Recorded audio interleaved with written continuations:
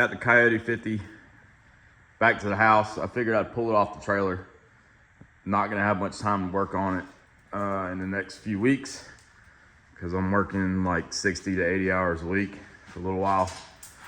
But I figure the least I could do is get it off the trailer just in case myself or any of my buddies need the trailer. So this will be part one, just getting it off the trailer. Thinking about how to do it. I think I'm gonna jack that front end up. Everything's tore up pretty good, so I don't know if it's gonna stay together or not, but I thought about jacking the front up, taking that wheel off. I've got a spare, put the spare on, and then using the winch and a snatch block around the post of my lift to basically pull it off backwards. First thing I'm gonna do is hook the battery charger up because I know the battery's probably dead. It's been sitting like 2 months. But yeah, let me get the straps off and I'll show you what I'm going to attempt. Something that I thought about when I built the truck, but hadn't thought about till just now is, you know, I put my battery all the way in the back. I just wanted the weight back here with the hopes of getting some good traction on the rear tires. Apparently it wasn't enough weight, but anyways, you know, one of the worst things you can do to a battery is short it out, especially when you're in a wreck. And this is one of those side post, top post Optimas, and I had put tape around these terminals. So, I mean, if the fender would have came in and hit it, would it have shorted it out? I don't know. It might have run through the tape or whatever. But you know, cheap insurance. Whenever you're designing or putting a battery in a car, just think about it, because hoods do come down and hit batteries and short them out, and you know that could be the start of your fire. So just something to think about. I've got the straps off. I've got it jacked up. Hurts my feelings to see all that. I had just put on this kit. These spindles are CPP, and instead of having like the normal Mustang 2 spindle, they're machined out to accept a hub from a C6 Corvette, and then you get to put Corvette brakes on. So that was cool. That was a cool upgrade. Too bad I broke that spindle. The Detroit steel wheel is trash, but you know, for as hard as I hit that post of that guardrail, it held up pretty well. And most of this is all from me driving it and getting it off to the side of the road. Yeah, those are real steel wheels. They're not like GM transport wheels that bend when you hit potholes. I mean, I've even driven this thing through the downtown Detroit, hitting all the potholes up there, and haven't had an issue. But yeah, that wheel held up really well. Definitely gonna go back with some Detroit steel wheels. I'm glad Charlie's helping me out here. Actually, there a lot of police vehicles are going with these wheels just because they're so dependable, being, you know, real steel wheels versus you know, some of these other type steel wheels that people are putting on trucks now. But yeah, I got it jacked up. So I think what I'm gonna do is basically weld that back so I can pull my wheel back straight. Maybe try to straighten that out just so my toe in isn't so bad. That'll help me get it off the trailer. And then I've got a spare wheel I'm gonna put on. So let me try it. So neighbor stopped by. I took the fender off while he was here, but I've also got, so I've got a bevel on the end of spindle for the tie rod. I'm gonna weld it out. Just, you know, this is all temporary. I'm gonna replace this stuff, but in hopes to hook the tie rod in back up and have some steering. If I feel good about that, I might be able just to drive this thing off the trailer. So we'll see. I'm gonna tack this up, weld it out, let it cool, and get that put back together.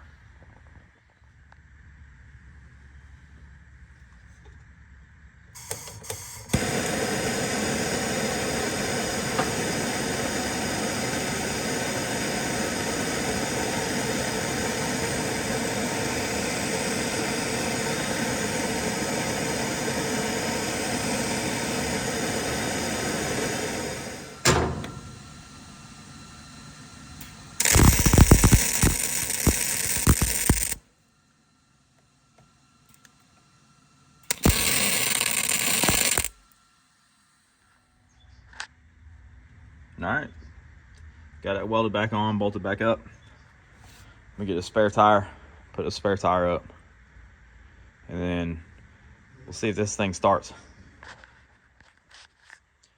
Here's a thought for you. You know, if you built a truck like this, you may or may not have a spare.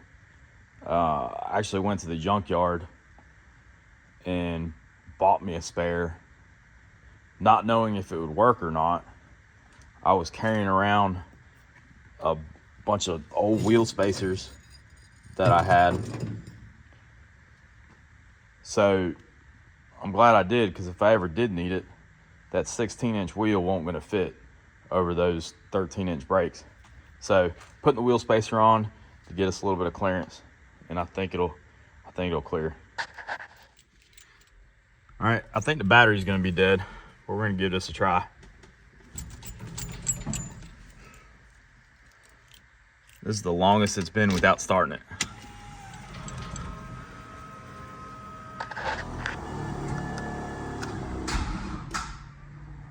Yep, battery's dead. We're gonna have to give her a little bit to charge up. Actually, you know what? I'll probably get the jump box. All right, let me give it a try. All right, try 2. I got the jump box on it now.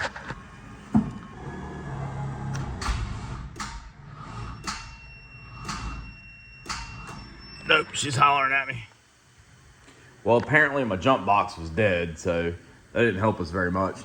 And so I put the battery charger back on it. It's still charging, and I'm getting really anxious. It's only been 30 minutes. I'm gonna hook this thing up and try again. All right, hopefully it's been long enough.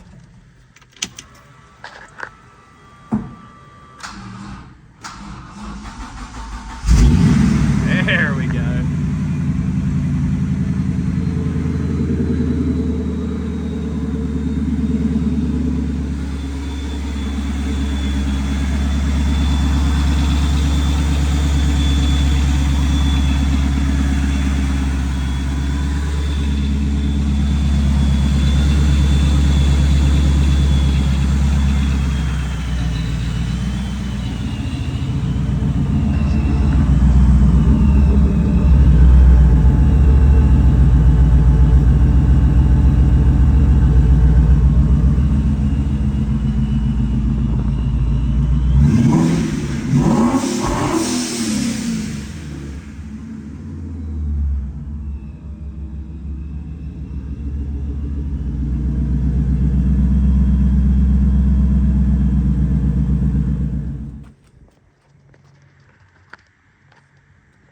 Well, that little bit of welding and bolting that back up just let me drive it off the trailer.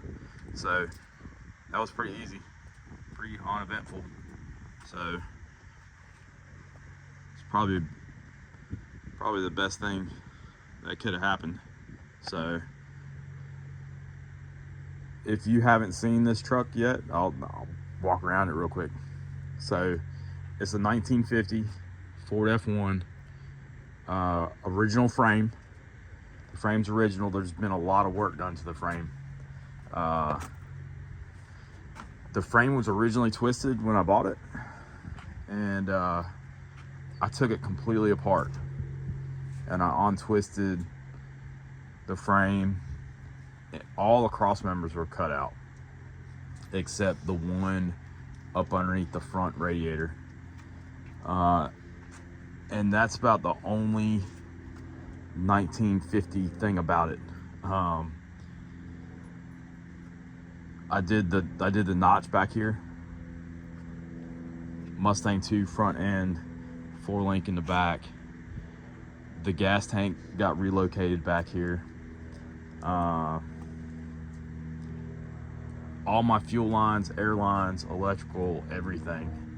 Air lines went in the frame rails. So they're all kind of hid and tucked away, which is nice because I wrecked it and nothing got snagged. So, I mean, the truck is still operational other than that front part. It started up fine, it runs fine. Nothing appears to be damaged. It does seem like I've got a bit of an air leak, but I have a feeling that's the Schrader valve back here. I've got a Schrader valve that's hooked up to fill the air tank up if needed. But yeah, original work clothes, patina. A lot of it was rotted out. Whoever had the truck before me botched some jobs here. I've been slowly going through fixing those, like that cab corner down there, or that cab corner not too long ago. Most of the sheet metal is stock. I did go with widening the fenders. That's a story for another day. So I was putting like 1 3/4 inches. I was actually, I mean, the day prior I was working on that side that I trashed. So, but yeah, widened some fenders. All right, so really back to the truck. So it's Coyote swapped, T56 transmission. We've got a Pro Charger. Internally, the engine stock other than the oil pump gears. I did replace those. And then it's got the injector dynamics, what is it, 1050X injectors, kind of what everybody goes with. And then the spark plugs to match the boost. I've been running a 3.7-inch pulley. Puts about 13-14 pounds of boost on it. Most of all that boost is really because that intake is the Gen 1 intake. It's a little restrictive. But with it having stock internals and everything, I didn't want to.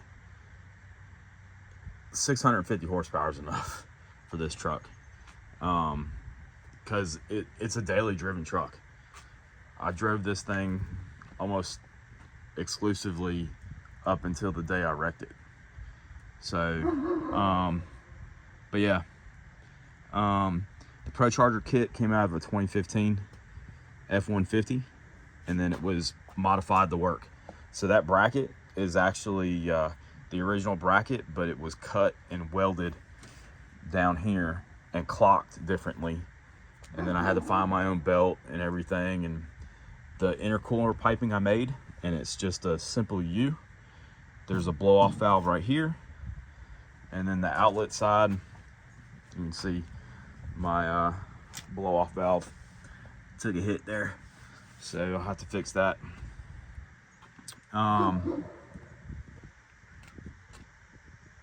The front's got the Mustang 2 underneath it. It's a Heights.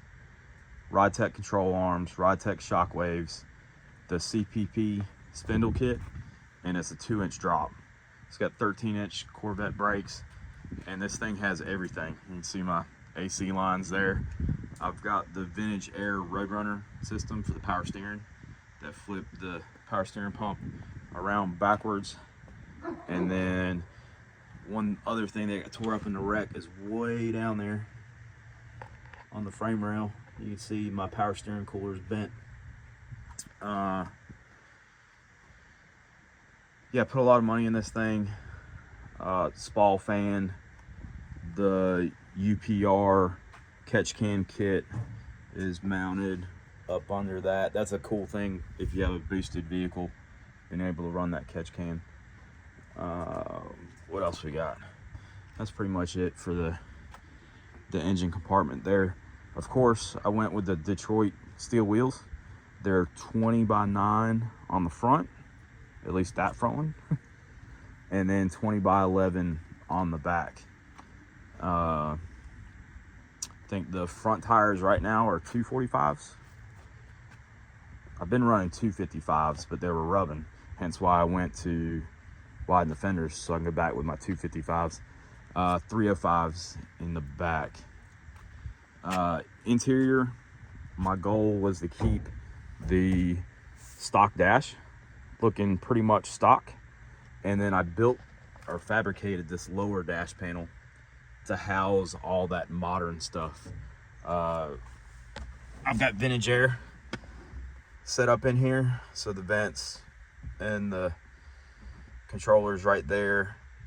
I've got my RideTech air management is there, USB outlet for charging phones and such, and then that is the cigarette lighter that I broke in the when I wrecked it. My hand was on the shifter and came forward and hit that. The Ford plastics I painted black, just to black things out. I do have a brake controller because I tow with this, so for my car trailer and stuff like that, a little bit heavier, I wanted that. Haven't done anything with the glove box yet. I had just started working on some interior panels, so I've got some glue on there I'll cut out, and it's gonna get wrapped with some vinyl or something, some sort of treatment. I put some of the more, the modern gauges up top. So I've got boost, water temp, oil pressure, and fuel pressure right there. And then that's like one of those OBD2 monitors, so I can go into my computer and get anything I want. Sequential shift light, I love that thing. That thing is great. I haven't done visors yet. That's a Raptor shift light. And then my headliner panel was in progress. So this is metal right here. I B-rolled that, giving it a diamond pattern. And then I started making the lower panel out of blue on. And I'm gonna do some sort of vinyl or fabric treatment on it. And then working around to the back, I just made that panel. Seats are out of a Ford Ranger. They fit really well. They sit really well. I cut the headrest off. So I got a sewing machine upstairs, and one day I will do some upholstery work there and get these seats right with a diamond pattern. One upgrade I need to do is putting a short throw shifter in for the T56. Just haven't got there yet. This I just put in. These are cup holders out of a 04 to 08 F-150. I was really enjoying those. For stereo, I got the Memphis Hideaway stereo. It does have a little controller that's right there. But yeah, I use Bluetooth. And then I've got 4 6.5 Rockford Fosgate speakers. And then I built a sub box that's back there. It's got one 12-inch Rockford Fosgate in it. So, all right, let's walk around to the back. All right, so I want to show you one more thing. So I did one-piece glass, got rid of the vent window. Just driving it every day, I wanted the a little bit of noise reduction and less leaks than vent windows. That, and I've got air conditioning, so I don't need that Generation 1 AC. So that's a Fox body drive shaft that was cut to fit Ford 88 out of the, what is it, the 01 Explorer or whatever. that comes with the disc brakes, the 31 splines, and it comes with the posi. I've changed that out for Eaton True Track, 373 gears.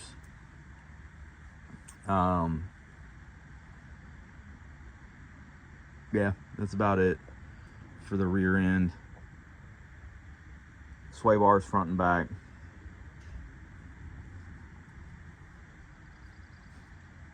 My air rod system, the compressors are up underneath the front left there. My air tank is back here, and I've actually got 2 compressors. Just wanted that redundancy. The battery's back here. So I had been working on the bed too recently. So this is actually that LVP flooring, the vinyl flooring, and it's actually left over from when we did the house. So this has been out in the weather probably about a year already, and it looks great, looks fine. So I put bed strips down and I put that stuff in, and then my plan is I'm gonna build something that goes up and over with a bit of transparency. I still want to see some of that stuff up underneath. Going to some of these car shows, people like to see that kind of stuff, so I want it to still be visible. And then yeah, I'll probably do a little bit of that diamond bead rolling in it. I found me an old tack box from a consignment store, like a horse consignment. So I keep my tools and you know, whatever I need in there to keep stuff out of the cab. Out back, running in North Carolina, we can run plates from the year of manufacture. So we got me a 1950 plate on there. Some sort of bumper. That's a piece of C-channel that was on it when I bought it, or came with it. And then I welded a trailer hitch to it.